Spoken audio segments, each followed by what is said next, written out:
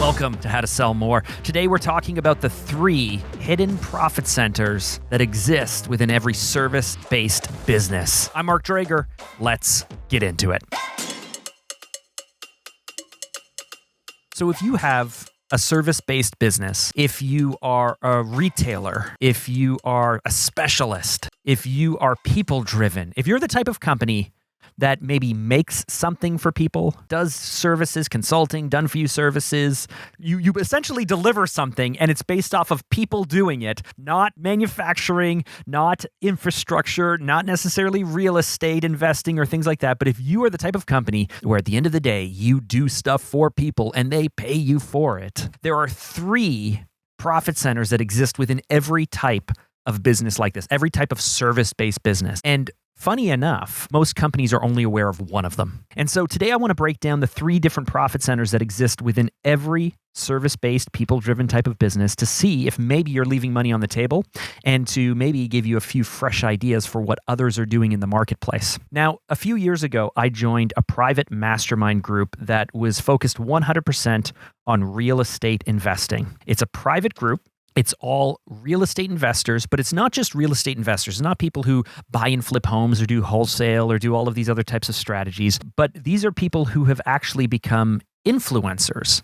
They've become coaches. They become educators. They have training products. They sell info products. These are the types of people that you might see on, Facebook ads or YouTube ads. They're getting you into the program because they want to teach you what they know. They want to coach you through the deals, and they want to help you make money. And they happen to make money alongside doing the same thing. And so I joined this private mastermind group. But what's interesting is I'm not a real estate investor. Very few of our clients are real estate investors.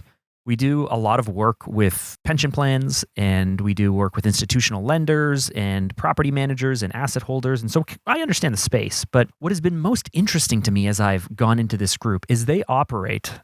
It's just so different from the way that I've generated business in the past. I've run since 2006 a service-based business. People come to us because they have a challenge or they have a need. We are specialists at something, and we're going to help them overcome that challenge and need because we have a framework, we have a process, we have an approach, we have the right people, we have the right experience, we know what we're doing. If you sell enterprise software to large companies, it's the exact same thing. It's always the same thing.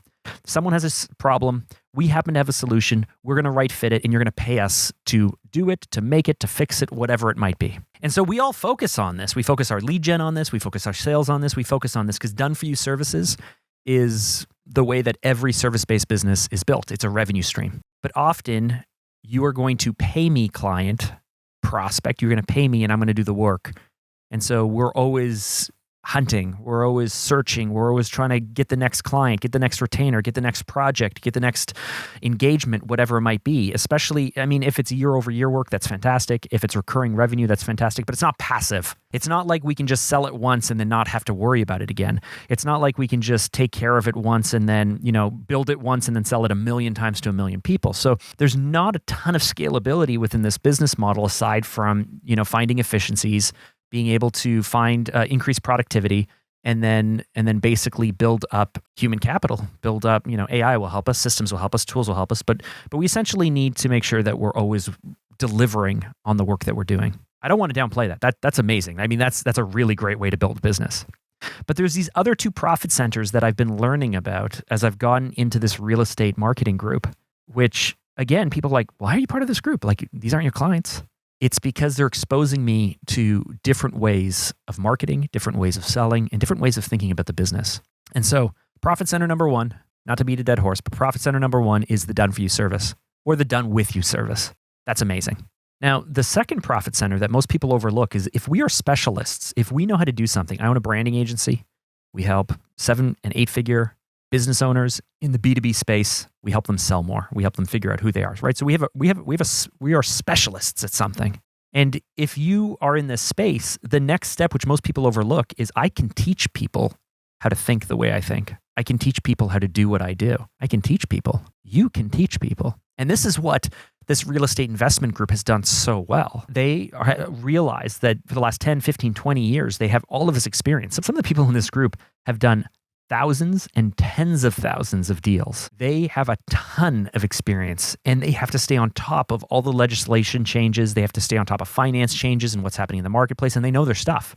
So people come to them and pay them to learn what they know, to shortcut the amount of time it would take them to learn it the hard way or making the mistakes. And so we do this in content marketing, right? We're writing blog posts, we're putting up podcasts, we're on YouTube, we're teaching clients, we're teaching people stuff. But think about this in your business. There could be an entire profit center that focuses on teaching your prospects or your customers, and even teaching maybe the people who are not ready to be your customers yet, but are still hungry. You could create courses, you could do workshops, you could do lunch and learns, you could do all kinds of things, but you can create info products, you can create courses, you can create guides, you can create downloads, you can, be a consultant and come in and do these workshops that could be high ticket, but more importantly, can bring you recurring revenue. These are ways for you to think about your business. Well, rather than just doing the work, you start to share the little secrets, share the approach, and teach people how to do what you do. These could be your competitors even. What's the harm in teaching people who are a few years behind us and finding the really sharp, smart ones and then maybe acquiring them, or maybe keeping your eye on them, or maybe poaching some of their best talent to feed into your company? Teaching is an amazing profit center where you can start to create products that can give you recurring revenue. They can give you passive revenue because you can build it once and then sell it forever. Now, it's not easy. I'm not suggesting you just jump into this, because every new profit center requires its own go-to-market strategy, its own brand, its own team, its own approach. It's like you are setting up a business within a business, but it doesn't have to be complicated. It doesn't have to be huge. It can be something really simple. And quite frankly, this new profit center could totally shift and change your profit margins. It can help you balance out if you do not have a recession-proof business. Perhaps the people who will be buying these teachings or these lower-end products or whatever it might be may help you recession-proof your business. And on top of that, if you structure this properly, you can actually use this revenue to help liquidate your cost of acquisition for your leads. So think about this. Let's say that you work with a certain type of client, a certain type of prospect, and it's only 1 out of 10 people who you connect with who's actually a really good fit for what you do. What are you going to do with those other 9 out of 10? You're going to kind of send them away. But if you were able to create a lower ticket offer or something for the people, the 9 out of the 10 who are not ready for you. They're not big enough. They're not smart enough, whatever it is. They're just not ready for you. Maybe 3 or 4 out of that 10 though want something and they need someone to help ladder them up. You could create a lower end product. You could sell that product to those people, and then you could use that revenue to help compensate or cover or liquidate the cost of getting that 1 in 10. These types of strategies are what online digital businesses are built off of. And so if you have this online digital business, you have to be good at this. Many people who have traditional businesses or more conservative businesses, especially in B2B, do not operate this way and do not think this way. And so I'm not telling you to change your business. I'm telling you that somewhere in the middle is the most amazing overlap, because the digital businesses tend not to have the systems and the people and the operations and the experience, and they sometimes can kind of be accused of selling air. They can be accused of, what's that term? Snake oil, right? Like the snake oil salesman. Sometimes people can be accused of that. Not everyone's like that. By all means, the group that I'm a part of are not like that. But I'm amazed that people who, like me, have built more traditional, let's say service-based businesses, are not aware that these other things exist. And so just think about what you can do in your business to be able to teach your prospects and your customers, and maybe even your competitors, how to be more like you, because it will level up your credibility. It will help bring additional recurring revenue. And it may either be the revenue you need and the profits you need to build new things, or to help compensate and cover some of the higher ticket things that you're already doing. So number 1, done for you services. We're all doing that. Number 2, you can make money teaching people what you know. And number 3, you most likely have a really amazing network, and people want access to that network, or they want access to a really well-curated community. I'm talking about masterminds. I'm talking about networking. I'm talking about special invite-only events, or a tiered system maybe within your business or teaching. Or frankly, maybe you can become known as someone who is a connector, who is really great at having that network. Because here's what people will pay for. They will pay for us to do their work for them, solve their problems for them. They will pay for us to teach them how to solve their problems. But there's also this extra group of people who will simply pay to be connected to the people that they need to be connected with. And especially as business owners, especially as entrepreneurs, the idea of pay for play, the idea of putting you in the right room around the right people so they can have the right breakthrough, that is so valuable. And so when you consider what you can do from maybe a private workshop point of view, what you can do from a mastermind group point of view, what you can do to connect the right people around a dinner or have a conversation, there is revenue. There are profit centers just sitting there waiting for you to take advantage of it. Now, if you want to be crazy next level from a client experience point of view, consider the fact that not everyone wants all of these things, but some of your customers may in fact want you to do the service for them. They may not want you to just go away, do it and come back, but they may want to be involved. They may want to be a part of the process, part of the system. They may want to learn as you go through it so you can teach them that. And once they become your customer, perhaps they're already connected to a great network. Perhaps they get access to a private Facebook group or they get access to a new group. And so maybe these aren't individual profit centers. Maybe these are 3 things you're going to start doing to help strengthen your value proposition. Regardless of what you do with this information, I want you to consider over the next 12, 18 to 24 months, if there are things that you can build to help bring in more revenue, recession-proof your business, and frankly, expand the way that you think about what you sell. The other great part of putting out courses or info products or digital products, which is the teaching. The other great part about being part of a private mastermind or a private group or a private network, which is the connecting point of view, is that others can sell this for you. Chances are your main services, your main done-for-you services, you need to own the sales process of that. Maybe you're selling through distributors or other things, but every client I've worked with who sells through distribution or distributors requires like real control over their network, and we need to be able to give them the stuff and make it easy for them and make sure that we're push number 1 and all of those things. And so it's still a lot of work. So you have to be responsible for selling done-for-you services at some level.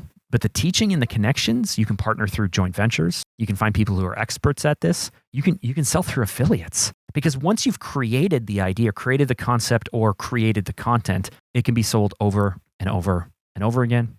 It can be tweaked for multiple audiences. Frankly, I had dinner a little while back with someone in this group, and they were a pastor with like 5, 6, 7 kids in rural Tennessee, I think, or Kentucky. And they had said, that they had never made more than like 28 or 30 grand a year as a pastor. And they've spent a lot of years struggling. I think this person's in their 50s now. He'd been in real estate. He decided to put together a course. And this man cares. This man cares about the topic. He cares about the course. He cares about his students. And last year he did $1 million in revenue. That is dramatic. That is a massive change to his family, to his community, to his life. And that came from teaching.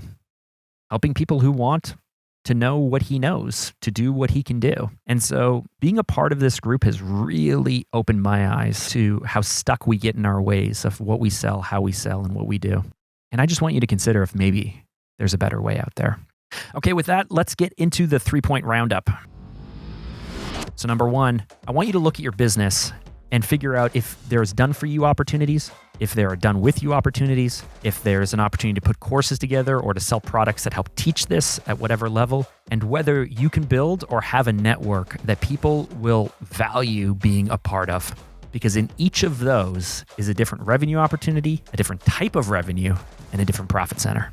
Number 2, each one of these things that you move into is going to be its own kind of business. So it needs a plan, it needs a strategy, it needs team members, it needs resources, it needs marketing, it needs advertising. But ideally, as you start to launch each of these elements, not all at once, but one at a time, the money that you bring in will help cover costs and help liquidate and frankly will help you strengthen the value of your organization, create recession-proof opportunities.